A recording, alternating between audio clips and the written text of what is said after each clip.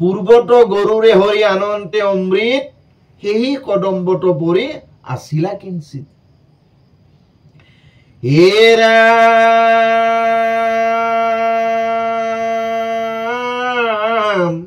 হে অমৃতৰ পৰশ পাইলে কৈত গাছে ও হিয়েতুহে কদম্ব ও জীৱন্তে ৰহি আছে হলে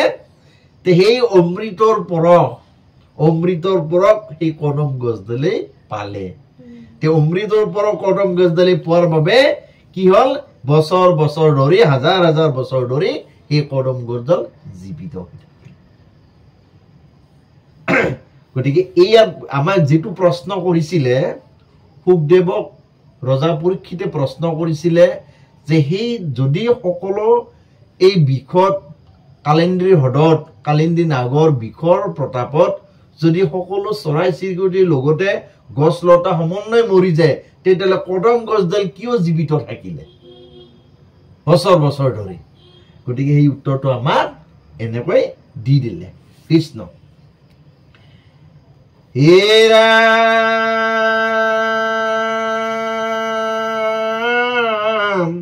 ও কৃষ্ণে পৰশিবে হেন তাহাৰ লিখিত এ তাতে নমৰি বৃক্ষ অৰহি লতহিত কৃষ্ণে পৰশিব হেন তাহাৰো লিখিত গতিকে চাওক গছডালৰ এটা লিখা আছিল তে ভগৱন্ত কৃষ্ণই সেই গছত জিৰাব বুজিনে গতিকে ভগৱন্ত কৃষ্ণ সেই গছডাল কিমান ভাগ্যৱান হ'ব লাগিব এইটোতে লিখা আছিল আগৰ জনমৰ এটা আমাৰ যিবিলাক গছ গছনি প্ৰত্যেকটো এটা কি কৰে যে আগৰ সকলো প্ৰাণীয়ে এই যে চাৰিমুঠি জীৱই মনুষ্য জন্ম পাবলৈ ইচ্ছা কৰে চাৰিমুঠি জীৱই কিন্তু চাৰিমুঠি জীৱই মনুষ্য জীৱন নাপায় কিহৰ কাৰণে নিজৰ কৰ্মদোষৰ বাবে গতিকে এই কৰ্মৰ যিবিলাক পাপবিলাক যেতিয়া খণ্ডন হৈ পুণ্য সঞ্চয় হ'ব তেতিয়া তেওঁলোকে কি হ'ব আকৌ কোটি কোটি জন্মৰ ফলত কি পাব এই মনুষ্য জীৱন পায় নহলে এতিয়া মানুহ মৰিলেই ভাবে যে আকৌ হেৰিত কি বুলি কয় মনুষ্য হৈ জন্ম ল'ব কিন্তু মনুষ্য হৈ জন্ম নাপায় এই চাৰিমুঠি জীৱত লবাই লাগিব যদি পুণ্যৱান লোক হয় তেতিয়ালে তেওঁ কি পুণ্যৱান লগলে তেওঁ স্বৰ্গ পাব আৰু যদি মোক্ষ প্ৰাপ্ত হয় তেতিয়ালে তেওঁ বৈকুণ্ঠ পাব আৰু যিবিলাক পাপী আত্মা জীৱাত্মা তেওঁলোকে কি পাব সেই আকৌ 84 লক্ষ জনিত জন্ম ল'ব লাগিব তাৰ পিছতহে মনুষ্য জীৱন পাব এই কথাটোৱে কৈছে আমাৰ গতিকে এই গছডালৰো লিখা আছিলে বুজিলে সেইকাৰণে হাজাৰ হাজাৰ বছৰ ধৰি তেওঁ জীৱিত হৈ থাকিলে হেৰা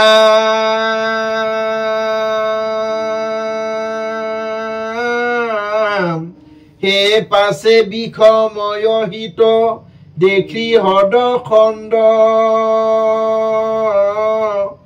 হে জানিলা কালিক প্ৰভু হে পৰম প্ৰচণ্ড পাছে বিষময় হিত দেখি হ্ৰদ খণ্ড জানিলা কালিক প্ৰভু পৰম প্ৰচণ্ড এটা ভগৱন্ত কৃষ্ণই দেখিলে যে এই সমস্ত হ্ৰদৰ পানী যেতিয়া সমস্ত জীৱ জন্তুৱে খায় এই জীৱ জন্তুবিলাকে পানী খালে মৰি যায় গতিকে জীৱ জন্তুবিলাকৰ যদি একজনৰ কাৰণে যদি হাজাৰজন মৰে তেতিয়ালে সেইজন জীৱিত থাকিলে অমংগল হয় গতিকে সেইকাৰণে হ্ৰদৰ ইয়াৰ নাগৰ কথাটো তেওঁ চিন্তা কৰিলে যেহেতু তেওঁ সমাজৰ কাৰণে অমংগল সমাজৰ কাৰণে তেওঁ অপকাৰী গতিকে এইটো তেওঁ থাকিব নোৱাৰে গতিকে সেইকাৰণে এতিয়া কথাটো ক'লে যে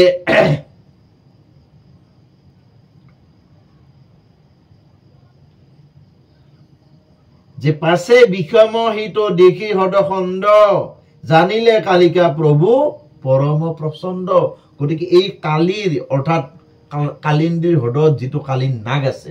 কালিয়া নাগ এই নাকটোৰ কথাটো ভগৱন্তই গম পাই গ'ল। হে গুণন্ত মনত সৰ্প দুষ্ট দুৰাচাৰ,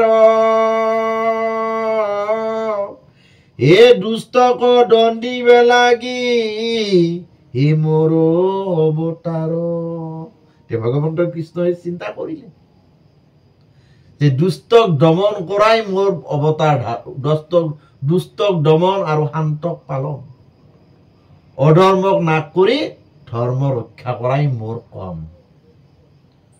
গতিকে মোৰ মনুষ্য অৱতাৰ সেইকাৰণে হৈছে, গতিকে মই এই দুষ্টক এই দুৰাচাৰক দমন কৰিব লাগে। সেইকাৰণে ভগৱন্তই তেওঁক দমন কৰাৰ কাৰণে ইচ্ছা কৰিলে। কাৰণ যদি তেওঁক কালিয়া নাগক যদি দমন নকৰে, তেতিয়াহ'লে বাকীবিলাক ভক্তবিলাকে অৰ্থাৎ সন্তবিলাকে থাকিব নোৱাৰিব। সেয়ে ভগৱন্তই ইচ্ছা কৰিলে দুষ্টক দমন কৰাৰ। এই বুলি মাধৱে বদিবে প্ৰবন্ধিল, এ পীত বস্ত্ৰ আতি তুলি অপকৃত বান্ধিল। এইখিনি কথা ভাবিয়ে প্ৰভু ভগৱন্ত কৃষ্ণই কি কৰিলে, পীত বস্ত্ৰ ধাৰণ কৰিলে আৰু কি কৰিলে, তেওঁ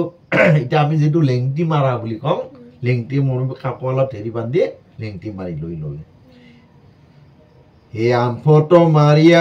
আম্ফত কৰিয়া বাহু ও ডাম্ফি মাৰি পাছে, উঠিলন্ত গয়া উচ্চ ও কদম্বৰ গাছে। প্ৰভু ভগৱন্তই কি কৰিলে, একেবাৰে সেই কদম গছডালৰ হেৰিত জাপ মাৰি উঠিলে। কদম গছত যেতিয়া জাপ মাৰি উঠিলে, উঠিলন্ত গয়া উচ্চ কদম গছ আছে, গতিকে কদম গছত উঠিলে। কদম গছত উঠি কি কৰিলে, হে তল বল গাছে যেন যাই ভূমিকম্প, ও দিলা কৃষ্ণে আতপে এই হ্ৰদৰ মাজে জাম্প। যেতিয়া কদম গছডালত জাপ মাৰি উঠিলে ভগৱন্ত কৃষ্ণই, তেতিয়া কদম গছডাল হালিব ধৰিলে। কেনেকৈ কি হ'ল, ভূমিকম্পৰ দৰে হালিব ধৰিলে। এতিয়া ভূমিকম্প আহিলে যেনেকৈ হেৰিবিলাক হালে বা লৰচৰ কৰে, ঠিক তেনেকৈ ভগৱন্ত কৃষ্ণই জাপ মাৰি উঠাৰ লগে লগে গছডালো হালিবলৈ ধৰিলে। আৰু তেতিয়া প্ৰভু ভগৱন্তই কি কৰিলে, সেই কদম গছডালৰ ওপৰৰ পৰা সেই হ্ৰদত জাপ দিলে। কিয় জাপ দিলে? কাৰণ কালিন্দিন আগে গম পাব লাগিব তেওঁৰ জম আহি উপস্থিত হৈছে, বুজিছেনে? সেইকাৰণে তাৰ পৰা জাপ দিলে। তাৰমানে কিয়, শব্দ বেছি হব লাগিব, নহলে যদি পানীত নামিলে শব্দ নহয়, কালিন্দিন গমেই নাপাব। কাৰণ কোনো প্ৰাণীৰে সাহস নাই সেই হ্ৰদত নামি পাৰ হৈ যাব, হয়নে? সেইকাৰণে ভগৱন্তই ইংগিত দি দিলে, এইটো তেওঁ হেৰিটো দি দিলে, সাৱধান মানে। হেৰা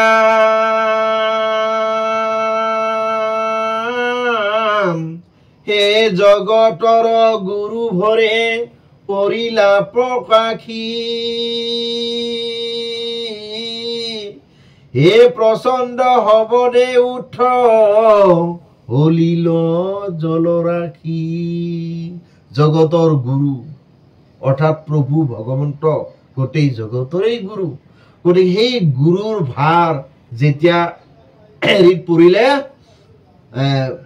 পৰিলা প্ৰকাশী, প্ৰচণ্ড শব্দে উঠি ললো জলৰাশি। যেতিয়া তাৰ পৰা কদম গছডালৰ পৰা ভগৱন্ত কৃষ্ণই তাত নদীত পানীত পৰিলে, তেতিয়া সেই পানী কি কৰিলে, তাৰে শব্দই ওপৰলৈ পানী উঠি গল। কাৰণ ওপৰৰ পৰা জাপ দিলে পানীখিনি নাই, ওপৰলৈকে উঠিবই, হয়নে? সেইটো গতিকে সেইকাৰণে কলে জগতৰ গুৰু ভৰে। এতিয়া ভগৱন্তৰ ভৰতে সেই হ্ৰদৰ পানী ওপৰলৈ উঠলি উঠিল। হে উৰ্মিৰ আন্দলে জল পলম পিল পনু, এ চতুৰ্বিতি গৈল জল এক হত ধনু। কৃষ্ণ যেতিয়া সেই পানীত নামিলে তেওঁৰ সেই পানীত নামাৰ লগে লগে পানীখিনি ওপৰলৈ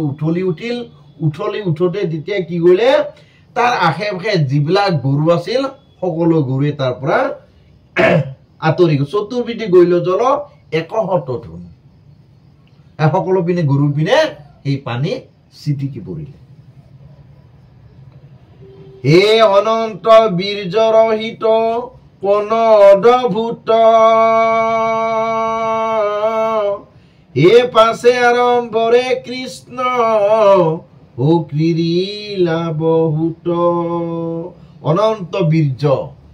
শক্তি অনন্ত বীৰ্যৰহিত কোন অদ্ভুত ইটা দেখিলে যেতিয়া ভগৱন্ত কৃষ্ণৰ এই লীলাটো দেখিলে তেতিয়া কালিন্দী নাগেই ভাবিলে যে ইমান শক্তিমন্ত পুৰুষ পানীত জাপ দিছে গতিকে সেই তেতিয়া পানীখিনি উঠলি উঠিল কোন এই শক্তিমন্ত কোন এনেকুৱা শক্তিমন্ত পুৰুষ হ'ব পাৰে মানে অনন্ত বীৰ্যৰহিত কোন অদ্ভুত ইমান আচৰিত হেৰিটো শক্তিমন্ত কোন পাছে আৰম্ভৰে কৃষ্ণ ক্ৰীড়া বহুত তাৰ পিছতে প্ৰভু ভগৱন্তই ক্ৰীড়া মানে নিজৰ ক্ৰিয়া কৰিবলৈ ধৰিলে এটা কি কৰিলে হে দুই বাহু দণ্ডে দাপি মাৰি মহাৰংগে হে উঠলন্ত জল যেন হে প্ৰমত্ত মাতংগে তাৰপিছত আৰু ভগৱন্ত কৃষ্ণই কি কৰিলে সেই নিজৰ হাতেৰে এই পানীত এইৰকম মাৰিবলৈ ধৰিলে কিয় মাৰিবলৈ ধৰিলে কাৰণটো বুজি পাইছে না কিয় মাৰিবলৈ ধৰিলে এটা যেতিয়া কদম গছৰ পৰা জাপ দি পৰিলে ৰদত তেতিয়ালৈকে কিন্তু নাক আহা নাই কালিন্দী নাক আহা নাই তালৈকে হয় কাৰণ এতিয়া ভগৱন্তই কি কৰিলে যে দুই হাতেৰে পানীত এইৰকম মাৰিবলৈ ধৰিলে যে তেতিয়া পানীৰ শব্দতে তেতিয়া কি হ'ব নাকটো ওচৰলৈ আহিব বুজি পালে নে সেইকাৰণে তেওঁ শব্দ কৰিবলৈ ধৰিলে এইৰকম শব্দ কৰিবলৈ ধৰিলে এইকাৰণে ক'লে দুই বাহুদণ্ডে দাম্ফি মাৰি মহাৰংগে উঠলন্ত জলজন প্ৰমত্ত মাতংগে তাৰপিছতে সেই পানীখিনি ওপৰলৈ উঠিবলৈ ধৰিলে যে ওপৰলৈ যেতিয়া পানী উঠিব সেই শব্দটো সকলো পিনে যাব হ্ৰদত হয়নে সেই শব্দটো অৰ্থাৎ তেওঁক হেৰি কৰাৰ কাৰণে আহ্বান কৰাৰ কাৰণে এই শব্দটো ভগৱন্তই কৰি দিলে কৃষ্ণ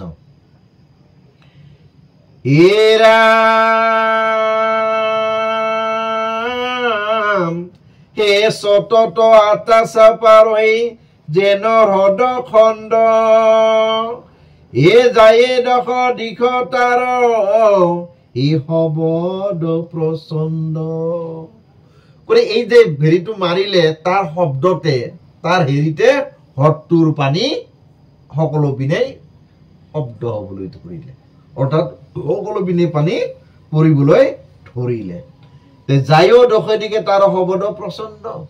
গতিকে সেই ভগৱন্ত কৃষ্ণই যিটো তাতে দুই বাহুৰে পানীত মাৰিলে তাৰ শব্দ সকলো পিনে বিয়পি গ'ল ভগৱন্ত কৃষ্ণৰ এটাই উদ্দেশ্য যে দুষ্টক দমন সেই দুষ্টক তেওঁ নিজৰ ওচৰলৈ আহ্বান জনাইছে মাতিছে হে ৰাম হে শুনিলে কালি হিত শব্দ কল্লল এ গাঁৱত লাগিল গইলা এই জলৰ আন্দোল এই যে শব্দ কৰিলে যে শব্দ কৰাৰ লগে লগে কালিন নাগে গম পাই বুজিলে নে যে শুনিলে কালি হিটো শব্দ কল্লল গাঁৱত লাগিল গইলা জলৰ আন্দোল গতিকে এই যে পানীৰ হেৰি কালিন নাগৰ গাটো পৰিলে কাৰণ কালিন নাগে তেতিয়াহে গম পাব যে কোনোবা আহিছে নহলেতো যদি পানীৰ শব্দটো তেওঁৰ গাত নালাগে তেতিয়াহ'লেতো গমেই নাপাব হয়নে কাৰণ তেওঁতো জাল পাতি থৈ দিছে সকলো পিনে বিষ এৰিয়ে দি থৈছে গতিকে যিয়ে আহে তেওঁ সেই ইয়াতে মৰিব লাগিব গতিকে তেওঁ এক ঠাইতে আছে বুজিনে গতিকে ভগৱন্তই তেওঁক হেৰি কৰি এই শব্দেৰে আহ্বান জনাইছে বোলে আহা তুমি মোৰ লগত যুঁজা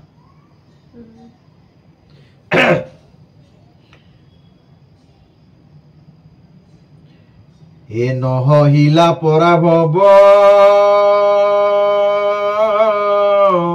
এ ভয়ংকৰ হৰ্পে সৈন্য আহিল ক্ৰোধে ও খেদি মহাদৰ পি নহহিলা পৰাভৱ ভয়ংকৰ হৰ্পে তেতিয়া সাপটোৱে যেতিয়া গম পালে নিশ্চয় কোনোবা আহিছে কাৰ সাহস আজিলৈকে কাৰো এনেকুৱা সাহস হোৱা নাই মোৰ লগত যুঁজিবলৈ গতিকে কাৰ সাহস গতিকে তেওঁৰ লগত কি কৰিছে নহহিলা পৰাভৱ ভয়ংকৰ হৰ্পে সেই সাপটোৱে এই শব্দতে সহ্য কৰিব নোৱাৰিলে তে নোৱাৰি কি কৰিলে সৈন্য আহিল ক্ৰোধে খেদি মহাদৰ্পে লগত আৰু সৈন্য লগত লৈ আহিছে হেৰি কাৰণে মহাদৰ্পে খেদি আহিছে কাৰণ এতিয়া ভগৱন্ত কৃষ্ণ তেওঁৰ কাৰণে শত্ৰুক নিধন কৰাৰ কাৰণে তেওঁ খেদি আহিছে কৃষ্ণ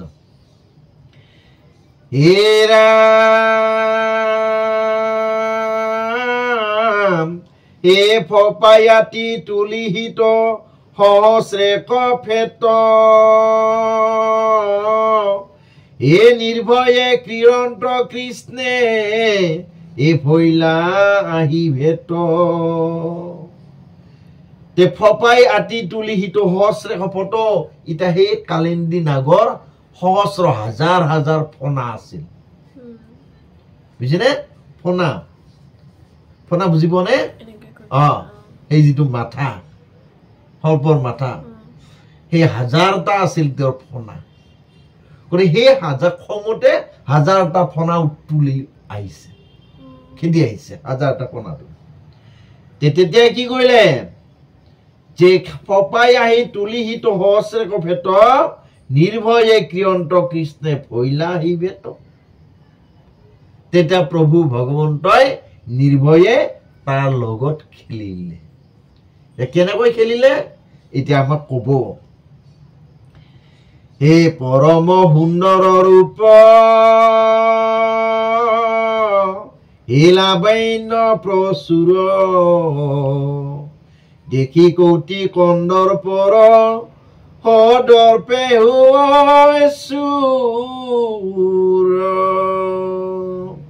প্ৰভু ভগৱন্তৰ বিতপন মূৰ্তি লাবণ্যময় মূৰ্তি দেখি সেই কালিন্দীৰ নাক একেথিৰে থৰ লাগি চাই থাকিল মানে ইমান লাবণ্যময় মূৰ্তি তেওঁ কোনো দিনে দেখা নাই ইমান ধুনীয়া অপৰূপ বিতপন গতিকে কালিন্দী নাগে কি কৰিলে পৰম সুন্দৰ ওপৰ লাবণ্য প্ৰচুৰ দেখি কৌটি কন্দৰ্পৰ দৰ্পে হুৱেছো কন্দৰ্প কৌটি কন্দৰ্প মানে কি এই স্বৰ্গৰ যিটো দেৱৰাজ ইন্দ্ৰ তেওঁৰো দৰ্প চূৰ্ণ হৈ যায় ভগৱন্ত কৃষ্ণক দৰ্শন পায় এনে কিন্তু দৰ্পতে গপগপাই থাকে তেওঁলোকে হে কায়ে শান্তি আতিহিত হ্ৰদ কহুহাই ও এক দৃষ্টি কালিয় ও নিহালি আছে চাই কায় শান্তি আতিহিত হ্ৰদ কহুহাই গতিকে তেওঁৰ যিটো কান্তি অপৰূপ অৱয়ব সেই অৱয়ৱে হ্ৰদৰ সকলো পিনে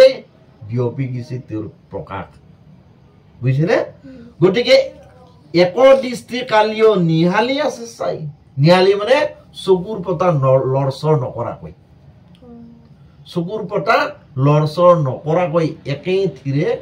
ভগৱন্ত কৃষ্ণৰ পিনে চাই থাকিল কিয় চাই থাকিল অপৰূপ দৃশ্য দেখি কাৰণ এনেকুৱা ধুনীয়া সৌন্দৰ্যৰ গৰাকী আগতে তেওঁ কাকো দেখা নাই বুজিছেনে সেইটো সেইকাৰণে ভগৱন্ত কৃষ্ণৰ পিনে একেৰাহে চাই থাকিল।